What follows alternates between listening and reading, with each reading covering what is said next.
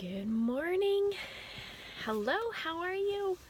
So, I've been trying to get on video, and my video times in peace and quiet just seem very elusive lately. So, I'm snatching it in my car right before I go into my day. But I just wanted to hop on here and share a little bit about where I'm at in dreaming for the future, in planning ahead, kind of creating a vision for where I'm going. And as I was doing that the last couple months, I've been a little bit quieter, I feel, in here, because I had to kind of pare back and figure out the last year was a lot of exploration for me. And how do I want to show up in what's natural? And I went with the whole phrase, with clarity comes action. So, you know what? Don't overthink it. And that was kind of hard, but don't overthink it. Just do stuff so that I get an idea. And so I did that.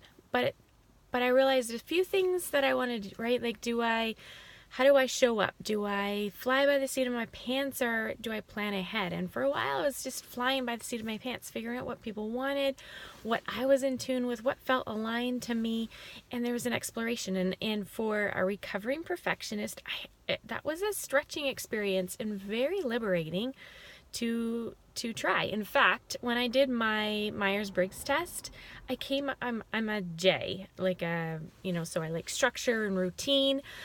The last time I did it, I came out it more as a P, which is very fluid and flexible, and they don't want to be pinpoint to a spot. And I think that the last year I had tried to adapt so much to figuring out, to exploration and figuring out what worked for me, that I had to adapt to be to a P mindset just to be able to survive.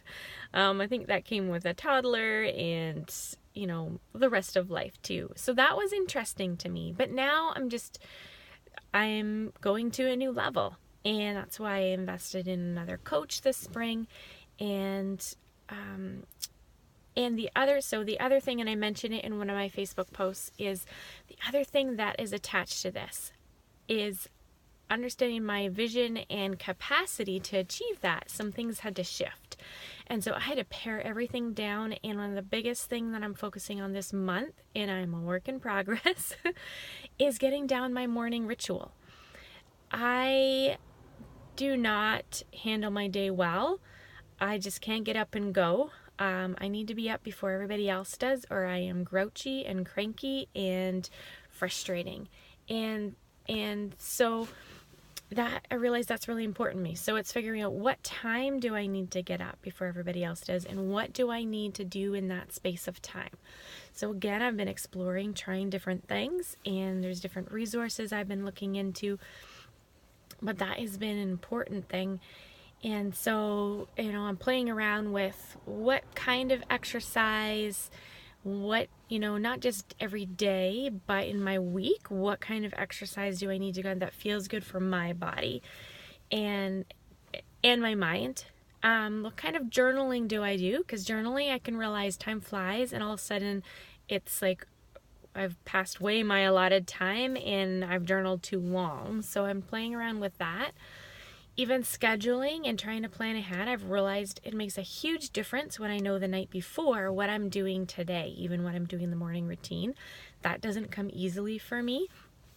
And so starting with a planner and trying to figure out what works for me the best way there.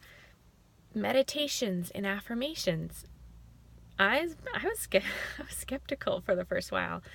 But after a week of doing, it was only 4 affirmations in the morning, and I did an app, I think Think Up, where you could do 4 meditations, and I just did it for a week, and I noticed a difference in my mindset and positivity.